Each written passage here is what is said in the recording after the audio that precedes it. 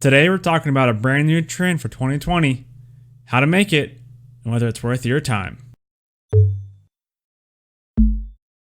So, if you've been around in the design community for a little bit, you might have seen a post on Dribble come up with an aesthetic similar to what you're seeing now. It was coined Neumorphism, and it encompasses this beveled, embossed, soft aesthetic. Since then, it's caught on quite a bit, and today I want to go over a quick history of some of the design patterns that we've seen over the last 10-ish years, how we've gotten to where we are now, how to make this pattern in Figma, and whether it's worth your time or not. As pretty as it may be, there are some concerns that you may want to take a look at before diving headfirst into this.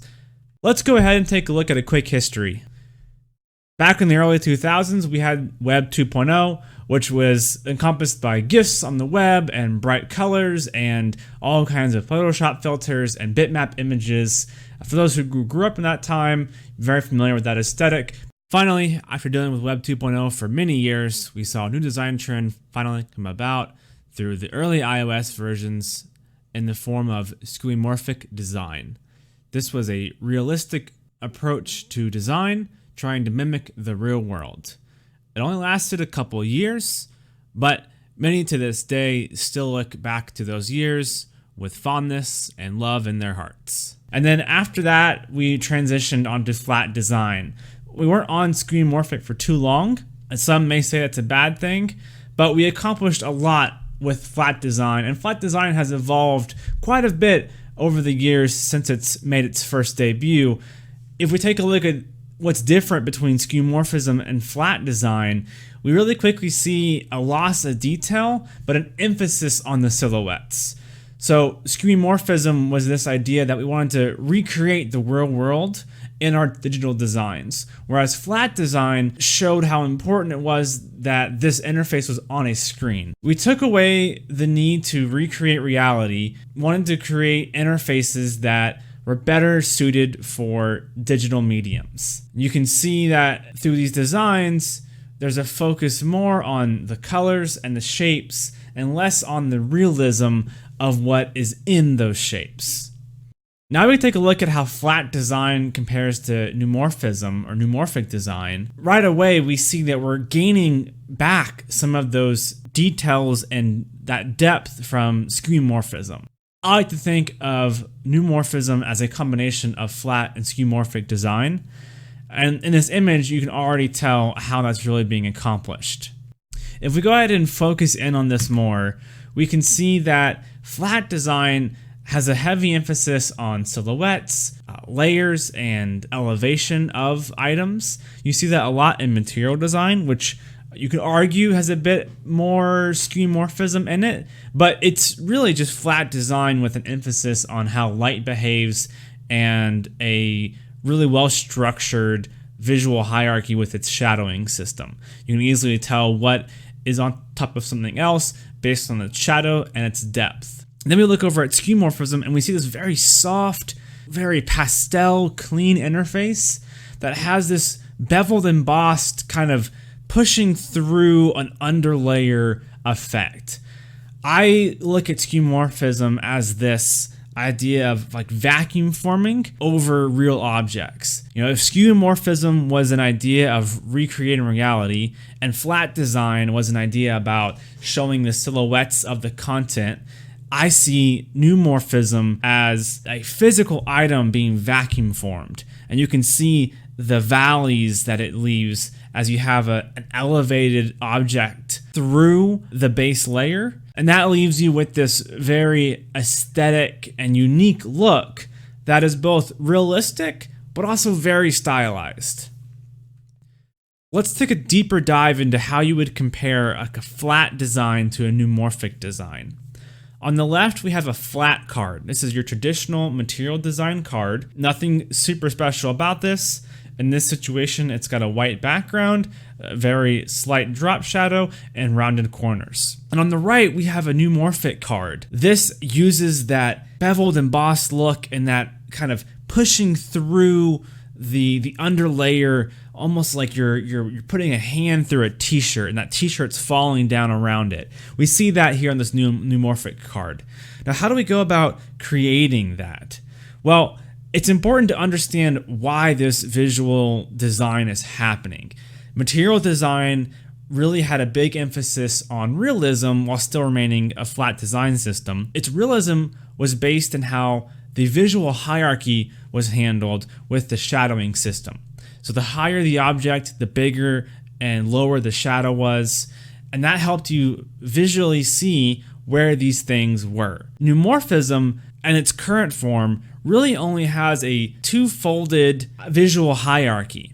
There's an elevated and there's an inset look. We'll get to the inset look here in a bit, but those are right now kind of the two main looks going on as of this video. I hope to see those grow with this system, but we'll address that when we get to the pros and cons of this trend and whether or not it's worth your time. For now, let's take another look at these cards from a side view. We're going to rotate these cards on a 3D plane, just rotate them 90 degrees so that we're going to be looking at them from their edges. So if we look on the left, we can see that flat card is elevated from the surface. That blue box represents the floor or the bottommost layer of your design, and that card is elevated on top of the design, thus giving it that shadow. Neumorphism, on the other hand, doesn't use elevation. It punches through that bottom layer. So you can see how that card is touching the bottom layer, but it's being forced through. Like I said, like a hand through a draped t-shirt. It just sort of falls on the sides of where you're trying to push through. And that gives it that aesthetic of beveled embossed edges where it falls on the side. That's important to remember as we look at pros and cons with this system, as there's some limitations behind how elevation is handled with neumorphism. How to make it though. So whether or not you think it's worth your time, you should know at least how to make this in case you're a developer or you just want to play around with some designs. So for an elevated design where you can see this pushing through the content, it's created with 2 drop shadows and that's it. There are some other fancier designs you can do, but from the core, it's 2 drop shadows creating that effect. And we're trying to replicate a bevel embossed look. So the first drop shadow is that top left one, and in this case it's white with half opacity with a 28 pixel offset on the X and Y, giving it that 45 degree angle on the object. And then we have a drop shadow number 2, which is the opposite, 28 pixels positive instead of negative, with a darker color at full opacity and the same blur. This gives us a counterbalanced shadow number 1 and shadow number 2, and that gives us that beveled and embossed look. Now let's go ahead and jump in and see how we can make the opposite of this. This is the inset design. Earlier I showed you how to make an elevated card. This is an inset card. This is the second variation that Neumorphism has for showing visual hierarchy.